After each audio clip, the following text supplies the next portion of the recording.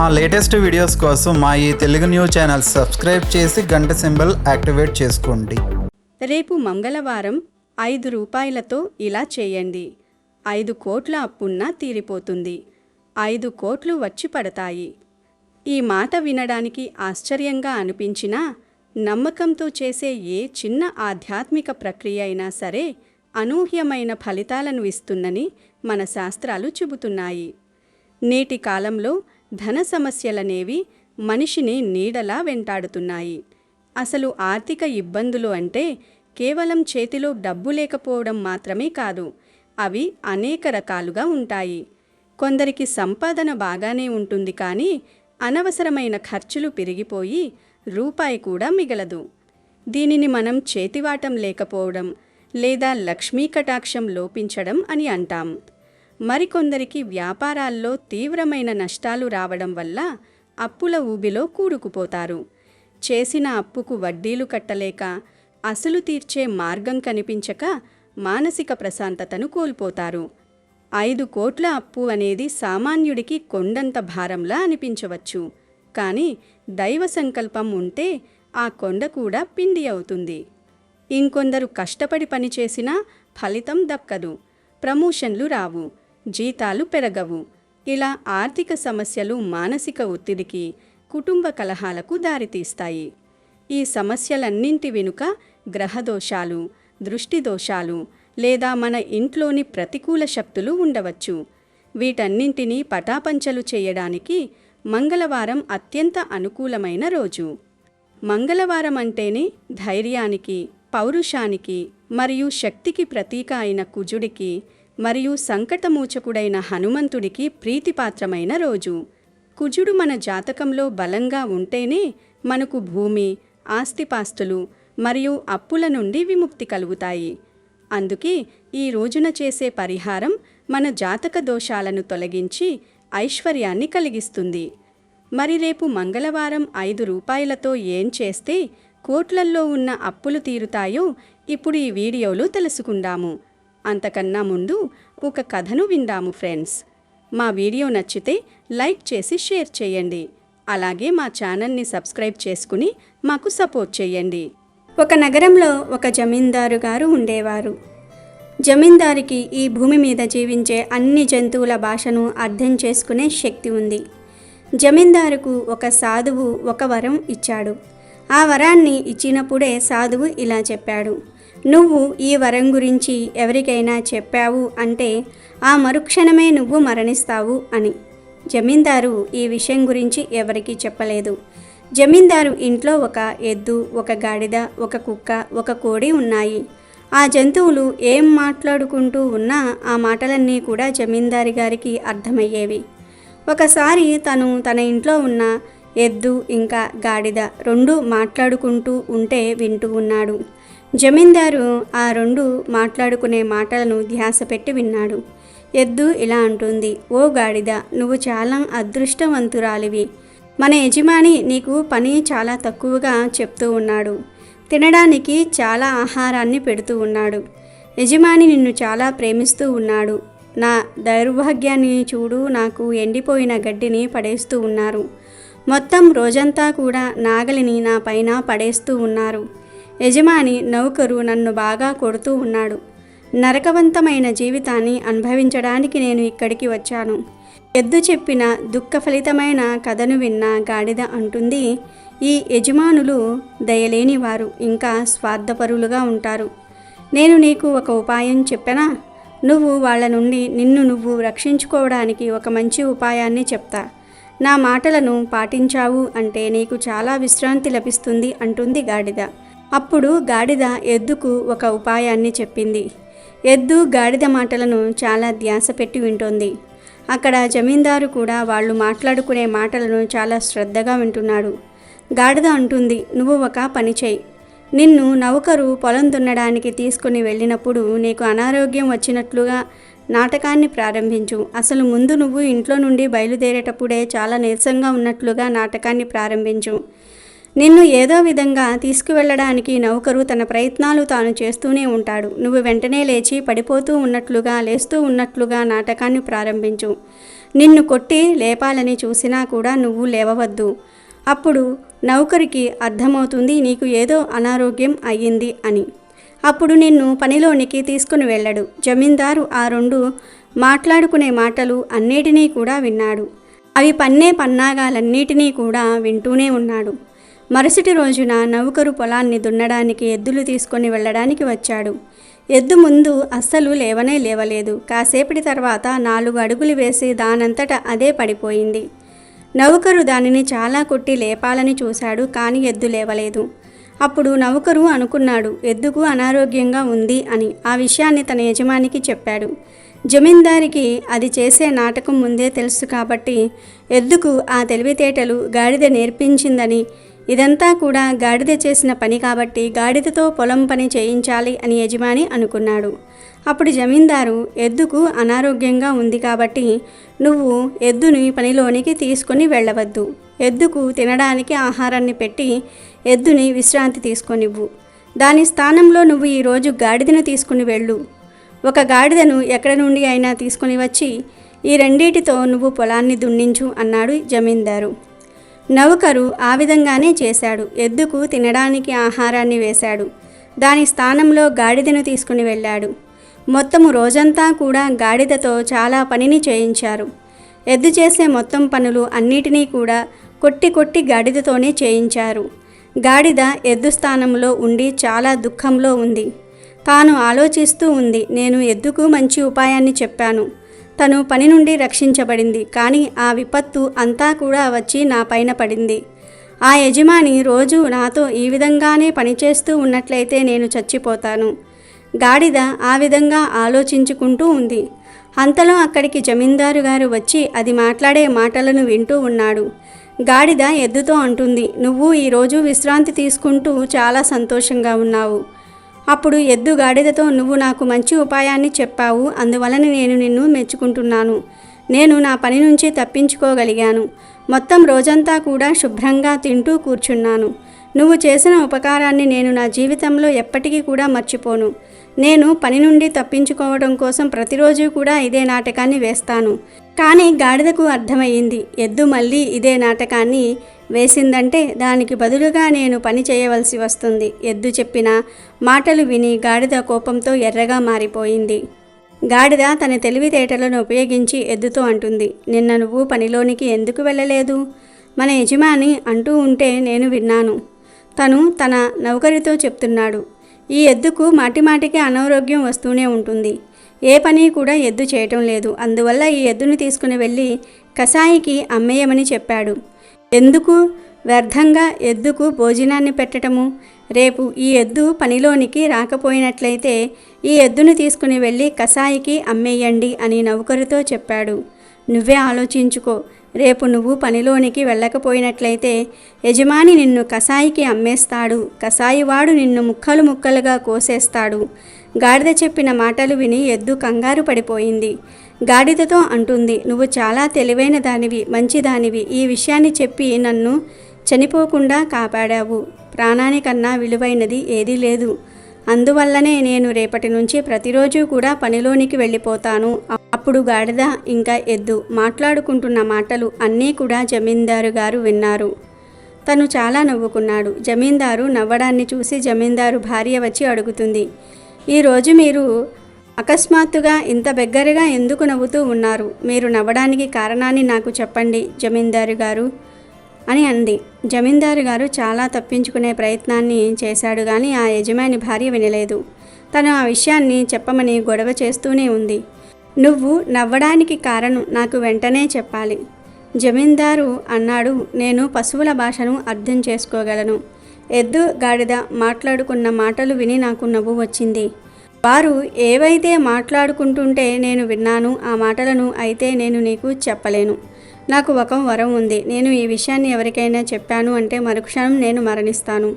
జమీందారు భార్య అంటుంది, మీరు చనిపోండి లేదా బ్రతికి ఉండండి. ఆ 2 ఏం మాట్లాడుకున్నాయో నాకు వెంటనే చెప్పండి. మీరు నాకు ఇప్పుడు ఆ విషయాన్ని చెప్పలేకపోయినట్లయితే మీరు నా శవాన్ని చూస్తారు. జమీందారు తన భార్య మాటలు విని చాలా దుఃఖంలో ఉన్నాడు. ఎందుకంటే జమీందారు తన భార్యను చాలా ప్రేమిస్తూ ఉన్నాడు. తన ప్రతి కోరికను కూడా నెరవేరుస్తూ ఉండేవాడు. తను మళ్ళీ తన భార్యకు అర్థమయ్యేలాగా చెప్పే ప్రయత్నాన్ని చేశాడు. నేను మరణించినట్లయితే నువ్వు ఒంటరిదానివి అయిపోతావు, విధవ స్త్రీవి అవుతావు. అందువలన ఈ వ్యర్థమైన గొడవను చేయకు. భార్య అంటుంది, మీరు నాకు ఈ విషయం చెప్పకపోయినట్లయితే నేను అన్నాన్ని తినను, నీటిని త్రాగను, నేను చనిపోతాను అంటూ ఉంటుంది. యజమాని కంగారు పడ్డాడు. తను ఈ విషయాన్ని తన భార్యతో చెప్పడానికి ఒప్పుకున్నాడు. తన కుటుంబంలో ఉన్న వారందరినీ కూడా పిలిచాడు. ఇప్పుడు తను తన భార్యతో ఆ గుప్తమైన విషయాన్ని చెప్పి తను చనిపోబోతూ ఉన్నాడు. జమీందారు రక్త సంబంధికులు అందరూ కూడా తన భార్యకు చాలా బాగా అర్థమయ్యేలాగా చెప్తూ ఉన్నారు. కానీ ఆ జమీందారు గారి భార్య మాట వినటం లేదు. మొత్తం కుటుంబంలో ఉన్నవారు అందరూ కూడా చాలా దుఃఖంలో ఉండి ఏడుస్తూ ఉన్నారు. ఇంతలో అక్కడ జమీందారు గారి ఇంట్లో ఉన్న కుక్క, కోడి మాట్లాడుకుంటూ ఉన్నాయి. జమీందారు అవి మాట్లాడుకునే మాటలను కూడా వింటూ ఉన్నాడు. కుక్క అంటుంది, నువ్వు ఈ మాట విన్నావా?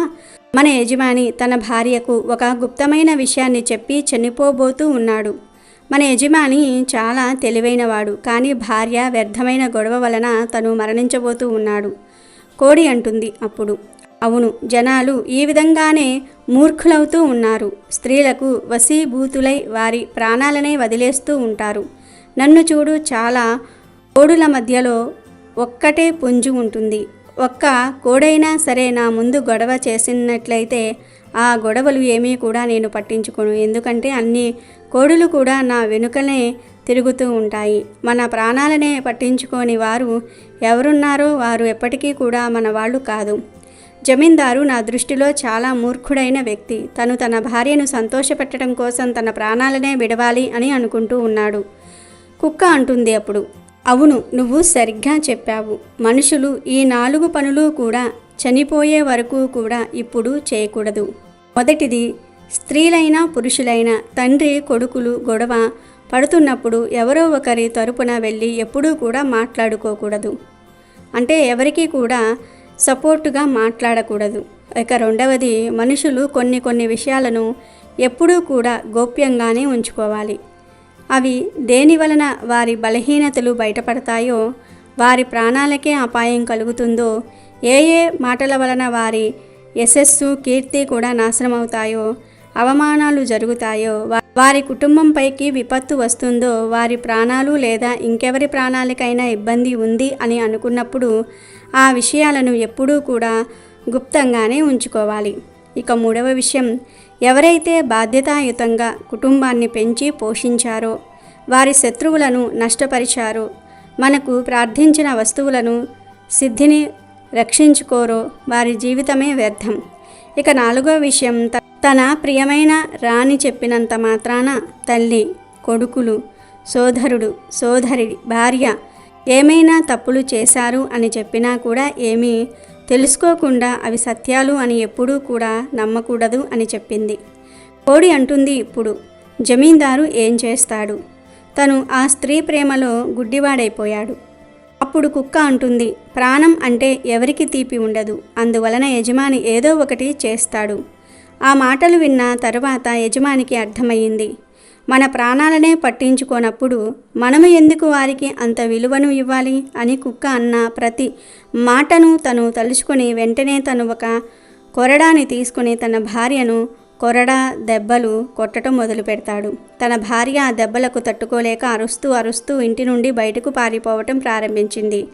ఆమె అంటుంది, నన్ను వదిలేయి, నేను ఎప్పుడూ కూడా నిన్ను అడుగను అని ప్రాధేయపడేసరికి ఆమె తన ప్రాణాలను కాపాడుకొని ఇంట్లో కూర్చుంది. ఆ విధంగా యజమాని తన ప్రాణాలను తాను కాపాడుకోవాలి అనుకున్నాడు. ఆ సమయంలో కుక్క మాట్లాడిన మాటలు వినటం వలన తను ఏం చేయాలో తనకు తెలిసింది. లేదంటే తను తన ప్రాణాలను కోల్పోయేవాడు. చాలామంది చాలా రుణబాధలతో ఇబ్బంది పడుతూ ఉంటారు. అసలు మేము ఎంత చేసినా కూడా మాకు కనీస అవసరాలు కూడా తీరక మేము ఇంకా అప్పులు చేయాల్సినటువంటి పరిస్థితి అనేది వస్తుంది అని బాధపడుతూ ఉంటారు. ఉదయం లేచిన దగ్గర నుంచి రాత్రి పడుకునే వరకు రెక్కలు ముక్కలు చేసుకుంటూ ఉంటారు. అయినా కూడా వారికి కనీసం ఇంట్లో అవసరాలు కూడా తీరక కనీసం ఉండటానికి ఇల్లు కూడా లేని వాళ్ళు కూడా ఉంటారన్నమాట. అద్దె ఇళ్లల్లో ఉంటూ నెల వచ్చేసరికి అద్దెలు కట్టుకుంటా, పిల్లల చదువులకు ఫీజులు కట్టుకుంటా, తాగేటటువంటి మంచినీరు కూడా కొనుక్కోవాల్సిందే. ఇలా ప్రతి దానికి కూడా డబ్బుతోటే పని. ఇక పిల్లలకి ఏదన్నా మరీ ముఖ్యమైనటువంటి అవసరాలు వస్తే అవి తీర్చలేక వీళ్ళు బాధపడటం, ఇంట్లో దానివల్ల రకరకాలైనటువంటి గొడవలు జరగటము, ఇలాంటి పరిస్థితి ఏంటి దేవుడా అని చెప్పేసేసి మనం దైవాన్ని తిట్టుకునేటటువంటి సందర్భాలు కూడా వస్తాయి. అన్ని రకాలైనటువంటి ఇబ్బందులు అనేవి వస్తాయి. దానికి కారణం ఏమిటంటే కష్టం ఒక్కటే ఉంటే సరిపోదు. ఎప్పుడైనా సరే కష్టంతో పాటుగా మనకు కలసుబాటు అనేది ఉన్నప్పుడు మాత్రమే మనకి సమస్యలన్నీ కూడా పోతాయి. కాబట్టి ఎన్ని పనులు ఉన్నా సరే ఇలాంటి ఖర్చు లేని పరిహారాలు చేసుకోవటం వలన చాలా మంచి ఫలితాలు వస్తాయి. మనకు పూజ చేసుకోవడానికి కుదరచ్చు, కుదరకపోవచ్చు. కానీ పరిహారం చేసుకోవడానికి అంటే అది పెద్ద పని కింద లెక్క కాదు. మనం సింపుల్గా చేసేసుకోవచ్చు. కాబట్టి అద్భుతమైనటువంటి ఫలితం అనేది మనకు వస్తుంది. ఇంకా చాలామంది ఏంటంటే బాధలు తట్టుకోలేక చాలామంది గురువుల దగ్గరికి, వాళ్ళ దగ్గరికి, వీళ్ళ దగ్గరికి వెళ్ళి వేలకు వేలు ఖర్చు పెట్టి మరీ పరిహారాలు చేయించుకుంటారు. అలా చేయించుకున్నా కూడా వాళ్ళకి ప్రతిఫలం అనేది ఉండదన్నమాట. అలా కాకుండా ఇవేంటంటే మన చేతితోటి మనం స్వయంగా చేసుకునేటటువంటి పరిహారాలు కాబట్టి మనకి ఫలితం అనేది కూడా త్వరగా రావడానికి అవకాశం అనేది ఉంటుంది. కాబట్టి ఈ మంగళవారం రోజున ఈ పరిహారం చేసుకోండి, కుబేరులుగా మారిపోండి. ఈ పరిహారం కోసం మనం తీసుకునే వస్తువులలో మొదటిది 5 రూపాయల నాణం. ఈ 5 రూపాయల కాయిన్ అనేది సంఖ్య 5కి సంకేతం. మన శరీరం మరియు విశ్వం పంచభూతాలతో నిర్మితమై ఉన్నాయి. 5 అనేది పూర్ణత్వానికి మరియు వృద్ధికి సూచిక. రెండో వస్తువు తమలపాకు. తమలపాకును సంస్కృతంలో నాగవల్లి అని అంటారు. ఇందులో ముక్కోటి దేవతలు కొలువై ఉంటారని పురాణాలు చెబుతున్నాయి. ముఖ్యంగా తమలపాకు కాడ భాగంలో లక్ష్మీదేవి నివసిస్తుందని నమ్ముతారు. అందుకే పూజా కార్యక్రమాల్లో తమలపాకుకు అంతటి ప్రాధాన్యత ఇస్తాము. ఇక మూడవ వస్తువు లవంగం. లవంగాలు ప్రతికూల శక్తిని పీల్చుకోవడంలో అద్భుతంగా పనిచేస్తాయి. ఇంట్లో ఉన్న దిష్టి దోషాలను, దుష్ట శక్తులను పారద్రోలి సానుకూల వాతావరణాన్ని నెలకొల్పడానికి లవంగం సహాయపడుతుంది. నాలుగవది యాలక్కాయ. యాలక్కాయ సుగంధ ద్రవ్యం మాత్రమే కాదు, ఇది శుక్రుడికి మరియు లక్ష్మీదేవికి ఎంతో ఇష్టమైనది. దీని సువాసన ఐశ్వర్యాన్ని మరియు అదృష్టాన్ని ఆకర్షిస్తుంది. ఇక 5వ వస్తువు ఎర్రటి దారం. ఎరుపు రంగు శక్తికి, విజయానికి మరియు మంగళానికి చిహ్నం. కుజగ్రహానికి ఎరుపు అంటే ఎంతో ఇష్టం. ఈ 5 వస్తువుల కలయిక ఒక శక్తివంతమైన యంత్రంలా పనిచేస్తుంది. రేపు మంగళవారం ఉదయాన్నే సూర్యోదయానికి ముందే నిద్రలేచి ఇంటిని శుభ్రం చేసుకొని తలస్నానం ఆచరించాలి. ఉతికిన శుభ్రమైన బట్టలు ధరించి పూజాగదిలో దీపారాధన చేయాలి. మీ ఇష్ట దైవాన్ని లేదా ధనలక్ష్మి అమ్మవారిని మనస్ఫూర్తిగా ప్రార్థించాలి. అప్పుల బాధ నుండి విముక్తి ప్రసాదించమని, ఇంట్లో సుఖశాంతులు నెలకొల్పమని వేడుకోవాలి.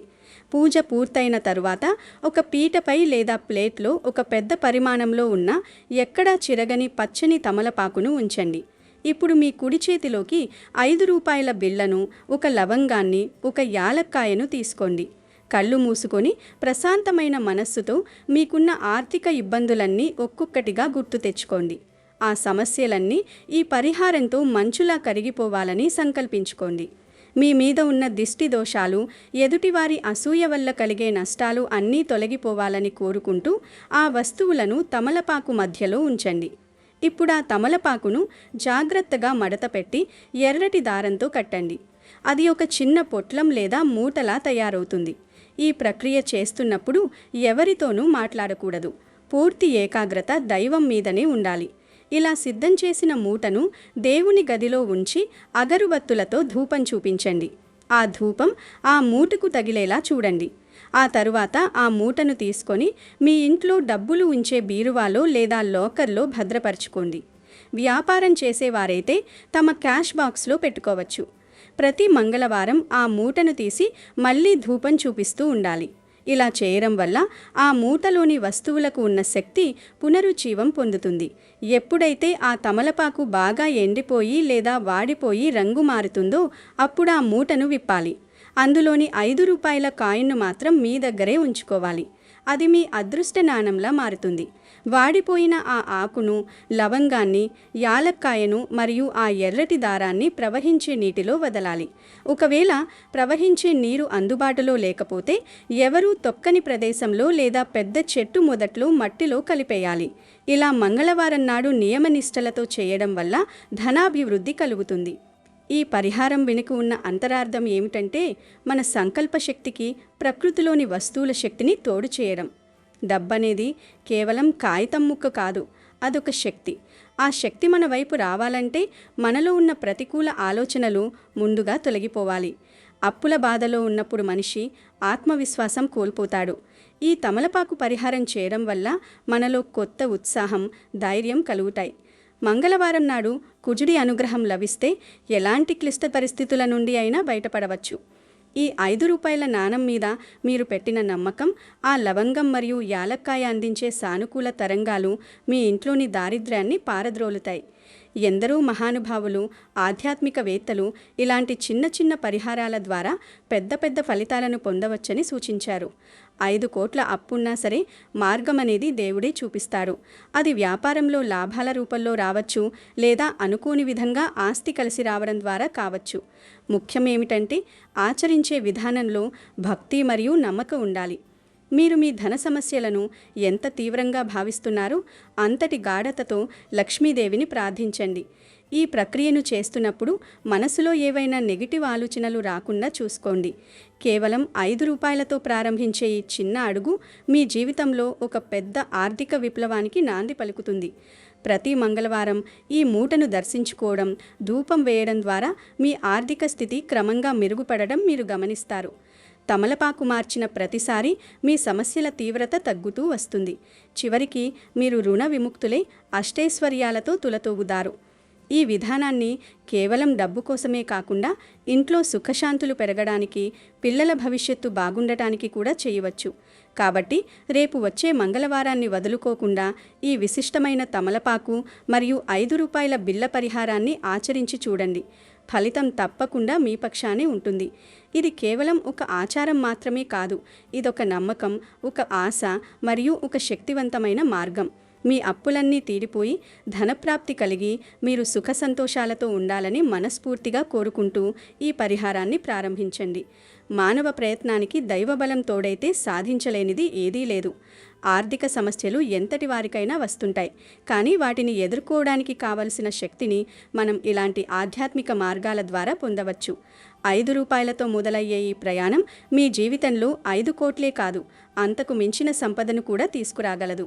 నమ్మకమే పెట్టుబడిగా, భక్తిని మార్గదర్శిగా చేసుకుని రేపు మంగళవారం నాడు ఈ పరిహారం పూర్తి చేయండి. వీడియో నచ్చితే లైక్ చేయండి, షేర్ చేయండి, బట్ సబ్స్క్రైబ్ చేసుకోవడం మర్చిపోవద్దు.